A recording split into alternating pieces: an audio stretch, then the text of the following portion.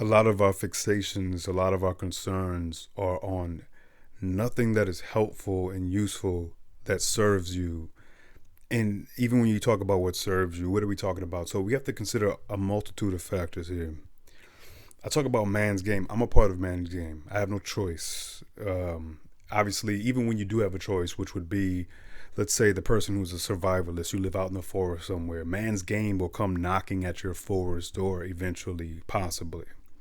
I'm not saying therefore, so don't be a seclusionist. Therefore, don't try to live off the radar or live in a way that is more free from man's game. I'm just saying man's game touches every part of this earth, and that's a part of man's game has been war throughout history. It's been people um, always having to conquer more territory and constantly having to dominate and to acquire and to possess. So in the context of man's game, there's all kinds of luxuries. There's a lot of conveniences. I'm not saying it's all bad. Please don't mistake me being critical for me saying that everything is terrible. I think that we have to be grateful and acknowledge our luxuries. We have to acknowledge our conveniences and a lot of the amenities and everything that modernity has brought us. But on the flip side of that, I suppose it's like this: the same way that you want to live the best life possible, right? We all claim we do. We all claim we want the best life. And a lot of us think that the best life possible is only achievable if all of a sudden we were handed millions of dollars. Give me millions of dollars and now I can really be happy. Give me millions of dollars and now I'll have that best life. The issue here is that we're not acknowledging that something deeper that we all have as human beings, that you have, that religion often speaks to. I've been very hard and critical towards religion throughout the years. One thing I have to give religion is credit in some respects. I have to give religion its credit where it is at least aspiring to speak to the deeper aspects of that which exists in us as humans. It is a form of communication to that sense of I need something. When you say more, again, it's not about more money. I'm not saying money is bad or money isn't necessary. It's not about more, even like resources. It's about more of what? What? Now, then, where me and religion, typical religion, where we diverge, where we reach a fork in the road and I go this way and religion goes that way, is then it starts to emphasize the afterlife. Like, okay, everything sucks now, but it'll be better in the afterlife. And even when it's not emphasizing the afterlife, to Christianity's credit, well, I will say this. I love the message in Christianity where don't worry about appearance. It's not about appearance, it's about the spirit. I love the message of Christianity where it's love your neighbor as yourself. But that's not the emphasis in our discussions. That is not all the emphasis. It's so interesting. You get people on the far right and you get people on the left who are religious. Nobody's saying and emphasizing the right things. No religious person in America, no popular religious person in America, no popular person whose interest, one second, no popular person in America who speaks about God, from what I've observed throughout the years, is speaking to the healthy, most beneficial, most useful, most nourishing aspects of religion. I don't hear it. It's about a lot about prosperity preaching. It's, again, I have to constantly say this every single time I'm critical of prosperity preaching or being materialistic. I am not saying that money isn't necessary. I am not saying that money isn't even helpful and good. I'm not even saying that money is not even sensible. What I'm saying is this emphasis and this love of money. It is indeed the root of many evils. Indeed, the love of y'all. So many of you think money is going to be the cure. You care so much about getting money because why? This is the other aspect to it, so that you can establish yourself as credible and as valuable in the eyes of your peers. That's the other part of it. I can't help but rant. There's just too much to say. There's too many factors. I can't stay in a straight line to save my life. So I don't even know where I was going, but now I'm talking about what I'm talking about. And what I'm talking about right now isn't it crazy? Isn't it just absurd how what a lot of you don't realize, and it's in me as well. Everything that when I'm saying you, I'm talking about me too. Everything that I've ever complained about in regards to other people, like 90% of it, are aspects of my being that I have as well. But it's like I fight them tooth and nail. I veer from. I mean, that's, by the way, that's the whole point of Christianity. The whole point of Christianity is to say you're a flawed, sinful vessel. But that's the point.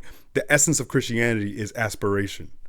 The essence of Christianity is there's effort behind it. There's not I'm saved and then I'm done, which a lot of people say, which frustrates me. That like it's this God knows my heart thing. I just accept Jesus as my Lord and Savior. I just know that I just will acknowledge that I believe. It's kind of like Pascal's wager thing. Are you familiar with Pascal's wager? Pascal's wager is this notion of there may not be a God, there may be a God, there may not be a God, but I'm going to go ahead and believe in God as insurance. That's fundamentally insincere.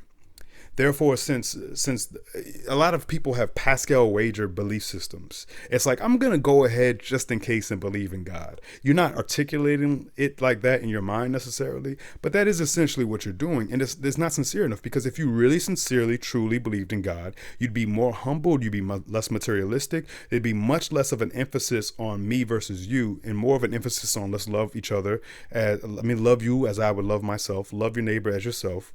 Much more of an emphasis on that. Sure, you could still believe that, hey, if you don't believe in what I believe in, you're going to hell.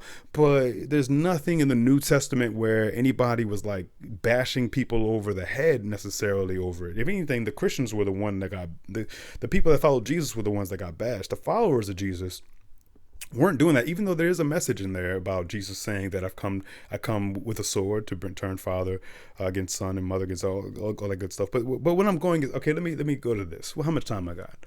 Boy, rants. This might be a two-parter. I'm not sure. My point is that get serious about what you think to be important. A lot of what we believe to be important is just straight up not. It's just not. And it's important only in the context of man's game. So one of the most truest, sincere, realist things that you have is what's going on inside of you. But if what's going on inside of you is being dictated by the mess of the world outside of you, like just like drama, celebrity related things, all of that has nothing to do with this organism that you are, that has a multitude of other organisms working synergistically with each other. That's why, when it comes down to it, the reason why I preach sleep, diet, physical activity, and healthy conversations. We can go over each one more just quick. Because the thing is, when you're asleep, think about what it takes to think clearly, to see clearly, to feel clearly. It's not just feel. It's not just let me pray my way into it. Let me think my way into it. Your feelings and your thoughts, the integrity of them, they're dictated by the quality of your internal environment. And the quality of your internal environment is dictated by what? It's dictated by your sleep. The quality of your internal environment is dictated by what? It's dictated by what you're eating and what you're drinking. The quality of your internal environment is dictated by what? It's dictated by whether or not you're engaging in physical activity. Because when you don't, then the quality goes down and down and down. It's going to go down anyway. Everything it's entropy. Everything is leading towards destruction. Everything is leading towards disorder. Every single thing is crumbling ever so incrementally. However, there's things that we can do to offset that. And when you're not, you just presume that your thoughts, that your feelings, that your whole overall energy is as it should be, or is the best that it can be, in that getting your sleep, getting your nourishment, and getting in physical activity, it's not going to necessarily do anything for you. But you're wrong. In fact, you're profoundly wrong. And this is why it requires a kind of faith, which is why I respect religion, because it takes a kind of faith. Because the reason why it takes a kind of faith to really pursue this is because when you feel like crap, and if you really are listening to what I'm saying, it would take faith to say, you know what, I'm going to believe that this is true, and I'm going to put it into practice. But the difference between the faith that I'm talking about and the faith that is in the religions is you can see the results. You will see the results very blatantly, very apparently, very much so evidenced and substantiated. It's going to be very, very obvious. It's going to be something that's objective and physical. It's not going to be a guessing game. It's not going to be a matter of assuming. And the last pillar, when it comes to healthy conversations, I can't talk enough about how important it is that we really are mindful and sincere and authentic when we interact. And more than that, I don't talk about this that much anymore, but it still is important as anything. A kind of aspiration towards reasonability. A major, major, major interest in being reasonable despite the failure at it. Reasonability is why we have everything that we have, believe it or not. Reasonability, like human beings have made it this because of reasonability. This system, like you could talk about the framers being Thomas Jefferson and George Washington and Madison and all these people, Adams, John. Well, I'm going to other people that aren't, but those who established America, right? You could talk about how they were slave owners. You could talk about how they were this and that, and how you could talk about all the wrongs that they had. But that being said, they still, the reason why the outcome is what it was in regards to this being a nation that is as systematic, as regulated, as ordered as it is, it's because despite how flawed they were, they still had a vested interest in reasonability, despite how flawed they were. And that's even now. It's like that goes for the same for me, independent of anything else I'm saying. Despite how flawed I am, I have a vested interest in reasonability. When you have a vested interest in reasonability, that in all likelihood increases the probability of order. It increases the probability of harmony. And it's not about perfection. We grant this to everybody. I grant this to everybody. You talk about when you look at it could be somebody who's a heinous human being, but that makes great art. It's like you can't take away the fact that they made great art. It's like I understand that this person was flawed as hell and that they were even terrible as a human being, but man, did they produce great art. Both can be true. Both can be true. Both can be true. And so that's the way that I look at it with people around me. Like I really don't, I can get mad at somebody. I can get annoyed at somebody. But the reason why the pillar of healthy conversation is so important to me is because I recognize how flawed intrinsically we all are and how flawed inevitably we will be. But to me, the emphasis should not be on that, but the emphasis should be on, if you are in fact doing this, the emphasis should be on whether or not you have an aspiration towards being better, whether or not you have an aspiration towards being reasonable, toward being healthy. That's why to me, health is greater than love in that sense, because I define health as sleep, nourishment, physical activity, and healthy conversations, reasonable conversations, sincere, authentic, vulnerable, mindful conversations. That is my definition of health. And I believe that when all four of these are acquired, you really do produce quote unquote Captain Planet. The planet is inside of you. All right, y'all. Peace and blessings.